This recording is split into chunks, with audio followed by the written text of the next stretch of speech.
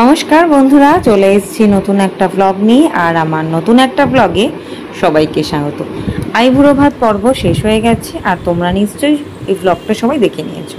আর যারা দেখোনি, আমি ডিসক্রিপশান বক্সে তার লিঙ্ক দিয়ে দেবো, অবশ্যই চেক করে নিও। তো সেদিন ছিল আমার 102-3-এর ওপর জ্বর। অনেক চেষ্টা করেছিলাম যে শাখা পরানোর যদি কাউকে বাড়িতে ডাকা যায়, কিন্তু কাউকে আমরা ডাকতে পারলাম না। অবশেষে 103 জ্বরের মধ্যে 2-3 বার জল ঢেলে মাথা ধুইয়ে অনেক কষ্টে এসেছি শাখা পড়তে। ইচ্ছা করছিল না শাড়ি পরতে, সবাই বলেছিল একটা নর্মাল ড্রেস পরে নিতে, কিন্তু ভেবেছিলাম জ্বর আমার 2 দিনের মধ্যে হয়তো কমে যাবে। কিন্তু এটা একটা সারা জীবনের স্মৃতি, তাই অনেক কষ্ট করে অনেক জ্বরের মধ্যে, যেখানে আমি ওটা দাঁড়াতে অবধি পারছিলাম না, তার মধ্যে আমি কোনো রকমভাবে শাড়িটা একটু যেমন তেমন করেই পরে নিয়েছিলাম।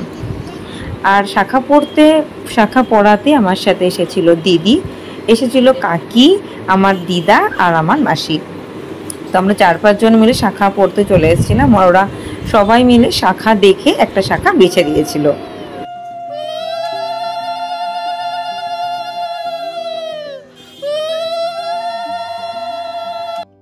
দিদির বিয়ের সময় তোমরা দেখেছো শাখা বাড়িতে পড়ানো হয়েছিল।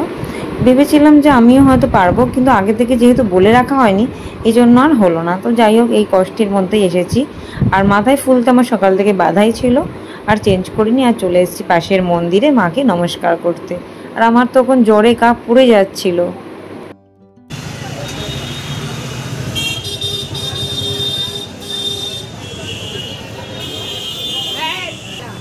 একে ছিল 103 জ্বর, তার মধ্যেই শাখা পরানোর এক অনুভূতি। বুকের ভেতরটা যেন কষ্টে আমার ফেটে যাচ্ছিল, আর পারলাম না, দাঁড়িয়ে আমি কেঁদেই দিয়েছি। তো জ্বরের মধ্যে কাঁদছি বলে সবাই থামিয়ে দিল। তো যাই হোক, এবার আমাকে সামলে নিয়ে বাড়ি ফিরতে হবে, আর রাস্তায় অনেকটা জ্যাম ছিল।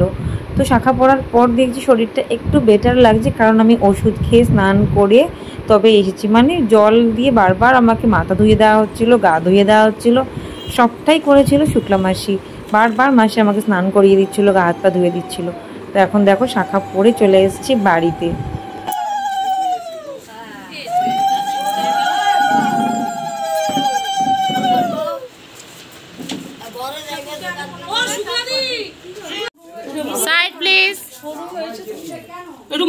শাখা পড়ে এসে প্রথমেই ঠাকুরের কাছে চলে গেলাম, ঠাকুর নমস্কার করলাম।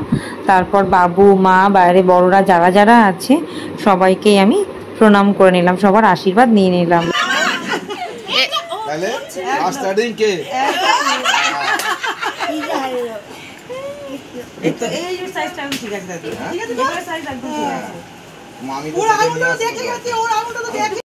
একে মেহেন্দিটা আমার ভীষণ পছন্দের হয়েছে, মানে এত সুন্দর লাগছে মেহেন্দিটা।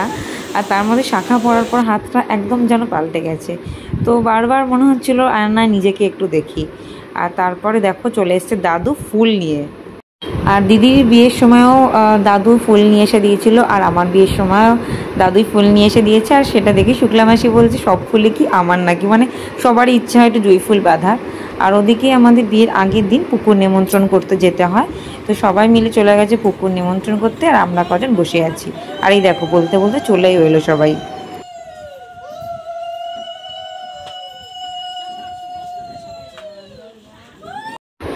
আর বিয়ে বাড়ির মধ্যে লোকজন না হলে একদম ভালো লাগে না, কিন্তু আমাদের লোকজন বাড়ি ভর্তি। তো যাই হোক, এখনও সবাই আসবে, পাড়ার বৌদিরা, কাকিমারা সবাই আসবে যখন একটা ফাংশন শুরু হবে, মানে নাচ গান শুরু হবে। ওদিকে সন্ধ্যায় টিফিনে মাসি ঝালমুড়ি নিয়ে চলে এসছে, মানে একদম ঝালমুড়ি বিক্রি করার মতো সব রেডি করে নিয়ে চলে এসছে, আর গামলায় মাংস সবাই আছে। তো এরপর একটা ফাংশন মোটামুটি শুরু হয়ে যাবে, আর নাচও শুরু হয়ে গেছে। ওদিকে আমি শাখা পড়ে ফেরার সময় গোপালদা দাঁড়িয়ে ছিল রাস্তায়, দিদি চলে গেছিলো গোপালদার সাথে। আর ঢুকতেই দেখো দিদিও নাচ শুরু করে দিয়েছে, আর দিদা তো এত আনন্দ করেছে আমাদের বিয়েতে, সেটা আর বলার কোনো কথাই নেই। আর দিদির হাতে যেটা ছিল ব্যাগটা মায়ের হাতে দিয়ে দিল, আমার দুটো একটা অর্নামেন্টস বাকি ছিল। আর এদিকে দিদা গোপালদাকে পেয়েছে, আর কি ছাড়ে নাকি। তো যাবো সবাই মিলে নাচ শুরু করে দিয়েছে। তো কি গানে নাচ হচ্ছিলো সেটা আমি এই সময় তোমাদের আর শোনাতে পারলাম না। আমার ফেসবুক পেজ জুলি দত্ত, সেখানে আমি এই ভিডিওগুলো অরিজিনাল গান শুদ্ধ দেবো, তোমরা কখনো যদি ইচ্ছে হয় অবশ্যই দেখে নিও। তোমরা তো জানোই সব রকম গান সব জায়গায় দেওয়া যায় না, তো সেই জন্য আমি গানটাকে স্কিপ করেই দিলাম। তো এখানে দিদা দেখো মাথায় গামছা বেঁধে নিয়েছে, আর নাচ হচ্ছে খুব। এদিকে নাড়ু কাকা, আমাদের ইলেকট্রিশিয়ান কাকা, আমাদের খুব পরিচিত, মানে আমাদের সাথে খুব ভালো সম্পর্ক কাকা। তো কাকাও চলে এসছে। আর এদিকে বর্ষা, কাকি, মাসিরা সবাই মিলে দেখো নাচছে। আর যাই হোক, ওদের নাচ আজকে শেষ হবে না, মোটামুটি অনেকক্ষণ চললো এই নাচ। আর এদিকে দেখো একটু রেস্ট নিচ্ছিল খানিকক্ষণ এসে, তারপর এখন পরের গান চালানোর জন্য বলছে। মাসিরা বিয়ে 2 দিন আগে এলো, মেশো তখন আসেনি। আর দেখো মেশো এসছে, আর মেশোকে দেখে মেশোর একটা পছন্দের গান চালিয়ে দেওয়া হয়েছে, তো মেশো নাচতে পারে। মেশো নিজেদের পাড়ায় কোনো অনুষ্ঠানে ডান্স করলেও বোনজির বিয়েতে গিয়ে নাচে। তো যাই হোক, মেশো না নাচলেও মাসি তো বোনজির বিয়েতে চটিয়ে নেচেছে, কি বড় বোনজির বিয়েতে কি ছোট বোনজি। আর এদিকে গোপালদা চলে এসছে মিষ্টি নিয়ে, কারণ কালকে সকালবেলারই মিষ্টির প্রয়োজন, তো সেই মিষ্টিটা গিয়ে গোপালদার থেকে নিয়ে বর্ষা রাখলো। আর এদিকে দেখো সবার মনটাই আনন্দে ভরে থাকলেও মা আর দিদার যেন কষ্ট হচ্ছে। মা তো কিছু বলছে না এখন, মা 2 দিন আগে থেকে কান্নাকাটি শুরু করে দিয়েছে।